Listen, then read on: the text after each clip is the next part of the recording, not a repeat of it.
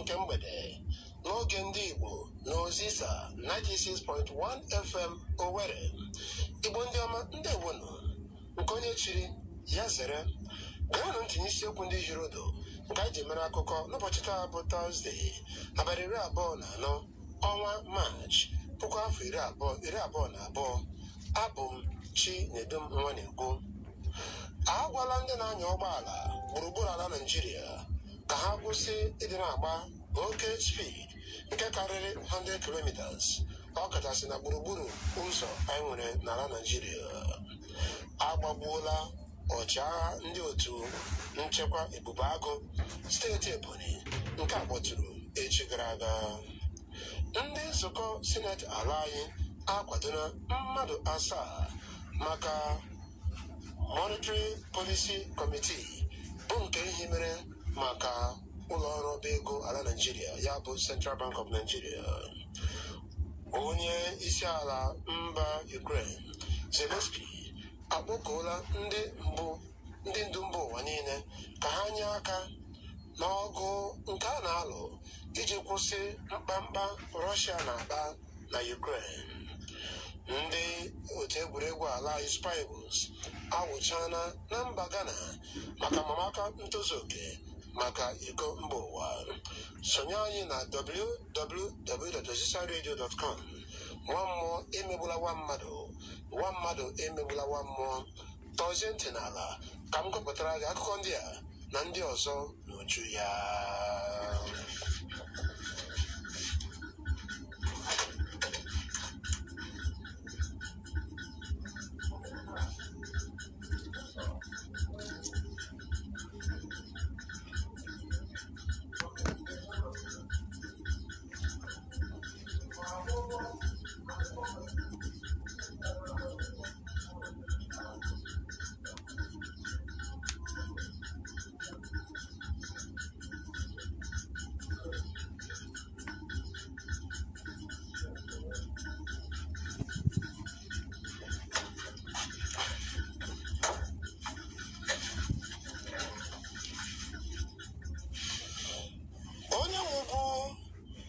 Chịrị steeti Anambra bụ Peter Obi ekwuola na ihe banyere ndọrọndọrọ ọchịchị n'ala Naịjirịa tosiri ịbụ ihe omume nwanne na nwanne.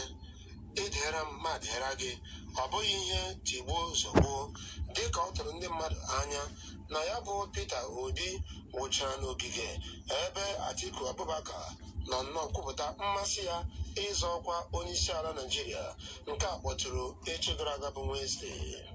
Peter Obi, onye so Atiku Abubakar zọọ ya bụ ọkwa onyeisi ala n'afọ 2019, bụkwa n'oge ndị otu pati APC meriri ha, gara n'iru kwuo na ya bụ ọbịbịa ọ bịara bụ iji gosi na enweghịkwana ihe nọ na ndọrọndọrọ nakwa tigbuo zọgbuo, kama ọ bịakwara igosi na onye gosiri mmasị ịzọ ọkwa onyeisi ala, ya bụ Atiku Abubakar, bụ nnọọ onye nwere ugwu, bụkwanụ onye ọ na-asọpụrụ. Ọ gara n'iru kwuo na n'agbanyeghị na o nwere mmasị iso zọọ ya bụ ọkwa, ọ bụ onye Chineke kwadoro ga-abụ onyeisi ala n'afọ 2023. Ọ gara n'iru kwuo na ihe a na-ayọ bụ onye ga-abịa mechie ala Naịjirịa n'ihi na isi akwa anọzi ebe kere ya.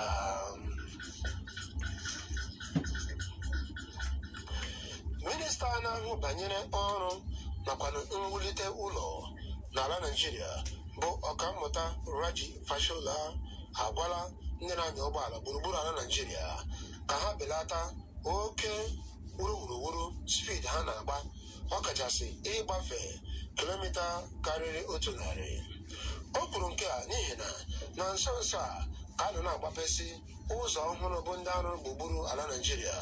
Ọ gara n'iru dọọ ndị na-anya ụgbọala aka na ntị sị ọfụrụ n'ime ha nwere ike chee na otu eji arụga ụzọ ọhụrụ na ụzọ abụrụziele sara, nke a nwere ike mee ha na-agbazi ọnwa.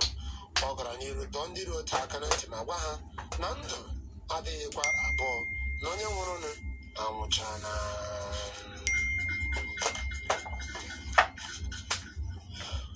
Ọkaiwu na-ekwuchitere ọnụ onye ndu otu IPOB Indigenous People of Biafra bụ Maazị Nnamdi Kalu, aha ya bụ Aloy Ejimakor, agwara ndị ndọrọndọrọ ọchịchị isi mpaghara South East ala Nigeria ka ha wetuo aka n'ịzọ ihe ọbụla gbasara ọkwa n'ala Nigeria, ọkachasị n'afọ 2023.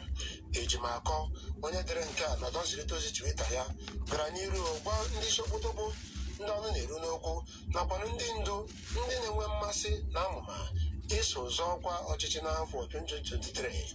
Ọ gara n'iru gwa ha na ihe ha kwesịrị ime ugbu a bụ ịlụ agha megide enweghị nchekwa na mpaghara South East, na ọ bụrụ na emeghị ngwa ngwa meghara ọdachi, ọ bụrụ na ndị mmadụ gwupilalụ na mpaghara South East, olekwanụ ndị ga-atụ ya bụ vootu n'afọ 2023. Ọ bụ ya mezi o ji dị mkpa ibu ụzọ lụọ agha megidere enweghị nchekwa.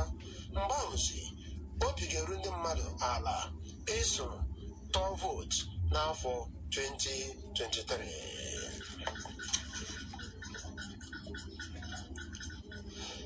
Ndị oji egbe eyi egwu agbagbuola ọchịagha otu nchekwa Ebube-Agụ steeti Ebonyi. Ọ bụ nnọọ na Eza North LGA ka ya bụ njinji jiri. Ozi enwetara kọwara na ndị oji egbe eyi egwu ndị a wakporo ụlọ nwa amadi a n'ụtụtụ echi bụ Wenezdee. Mgbe ha wakporo ebe ahụ, ha werezi egbe kpọlaa ya mmụọ. Onye odeakwụkwọ otu pati APC bụkwanụ onye si otu obodo a ebe a gbagburu nwa amadi a, o si Eza North LGA, aha ya bụ Maazị Emeka Nwaọnụ, gara n'iru kọwaa na ya bụ njinji jiri nnọọ.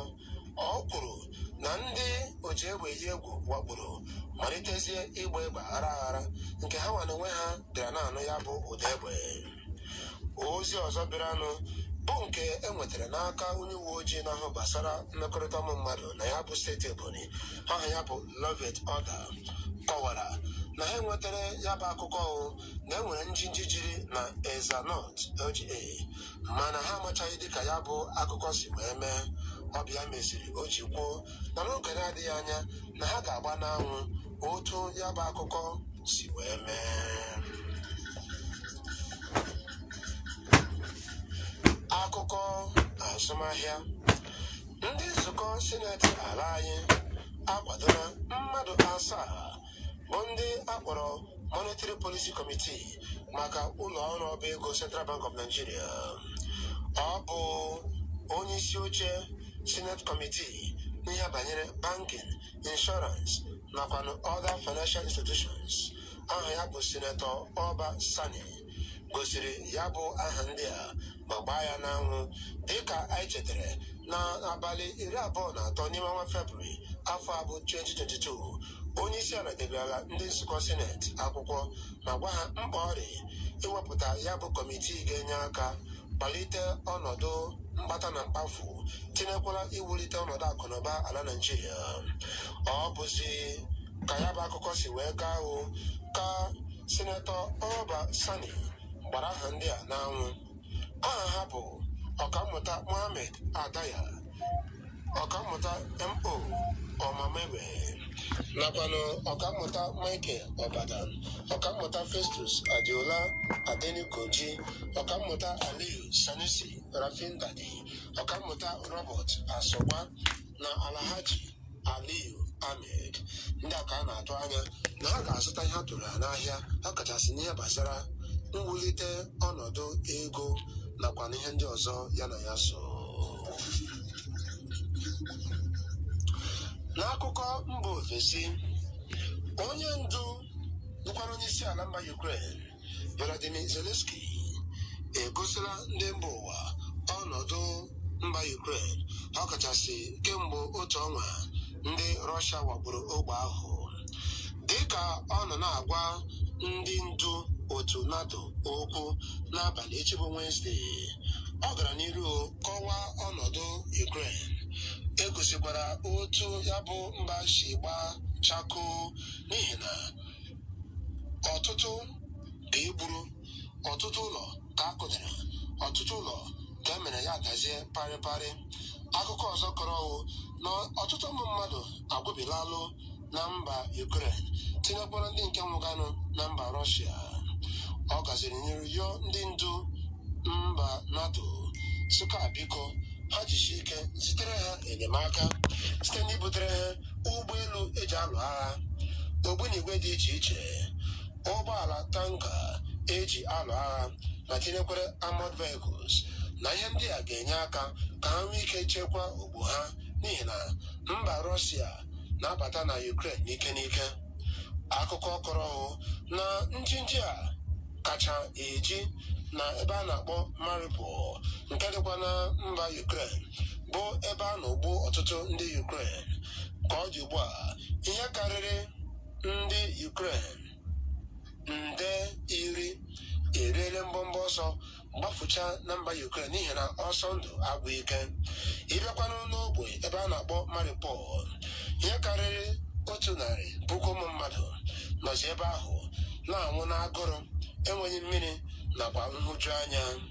Ka ọ dị ugbu a, ụlọ ọgwụ nọ na mba Ukraine agbachichana.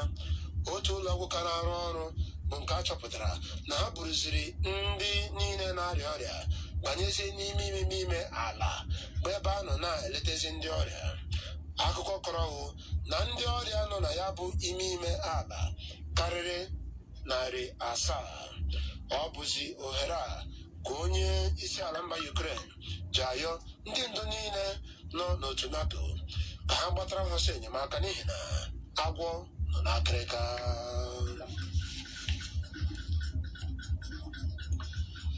N'akụkọ egwuregwu, ndị Spikers ala anyị ka ọ dị ugbu a awụchana na mba Ghana maka amamaka itozu oke maka iko mba ụwa bụ nke ga-akpọtụ echi bịa bụ Fraịde n'etiti ha nwa na ndị Black Stars mba Ghana. Ọ bụ site na ọdụ ụgbọelu nke Nnamdi Azikiwe International Airport dị na Abuja ka ha si felie n'ụgbọelu Air Peace Aircraft. Ka ọ dị ugbu a na-atụ anya na ya bụ egwuregwu ga-amalite mgbe o jiri ọkara gaa elekere 7 n'ụbọchị Fraịde echi gara aga. Ngwa ngwa akachara ya bụ egwuregwu a ga-akụ agba nke abụọ ya na Tuzdee izu ụka abịa nke a ga-abụkwanụ n'abalị 29 ọnwa Maachị. Ngwa ngwa ọ kụrụ elekere 6 n'abalị ka ọ ga-akpọtụ n'ọgbọ egwuregwu Moshood Abiola National Stadium nke a dịkwanụ na Abuja. A na-atụzi anya na ndị ga-emeri na ya bụ amamaka ga-etozu oke maka iko mba ụwa. Otu onye ụlọ ọrụ ndị FIFA bụkwanụ onye isi ala nke Nigerian Football Federation Commission ala Nigeria bụ Amaju Melvin Pinnick gara n'ihu kwuo na ha nwere olileanya na ndị Spikers ala anyị agaghị emenyere anyị ihe na kama ha ga-eti ndị Black Stars ịgba ma nweta mmeri. Onye ọma gere anyị ntị, ọ bụ otu akọ ha anyị n'ọnụ n'aha odekọ anyị n'ụbọchị taa bụ Chinwendu Efegadi ka mụnwa na onwe m Chinedu nwa na-ekwu onye tụgharịrị ya bụ akụkọ ma gụpụtara gị n'asụsụ Igbo ji asị onye ọma ime na ịga anyị ntị ihe dịka gị akọkwara anyị. Ndewo nọ.